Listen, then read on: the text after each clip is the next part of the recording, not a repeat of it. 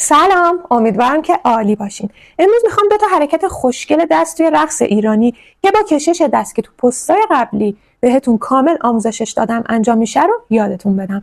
2 تا دستم رو میارم جلوی صورتم، به همراه کشش جمع میکنم و بازش میکنم. آرنجام رو به هم نزدیک میکنم و موقعی باز کردن آرنجام از هم دور میکنم. یک بار دست راستم میاد رو، یک بار دست چپم میاد رو. چند بار که این حرکت رو انجامش دادم 2 تا دستم رو میذارم روی هم، با دست راستم سمت راست صورتم رو انگار میخوام لمس کنم، با دست چپم سمت چپ صورتم رو.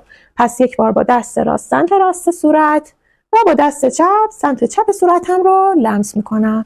بریم که با آهنگ انجامش بدیم. ثابت نکنم عاشقت هستم، جون من جون تو، آخ به قربون تو، وای چقدر خوبه تو، اومدی تو دنیا، وای اومدی تو دنیا،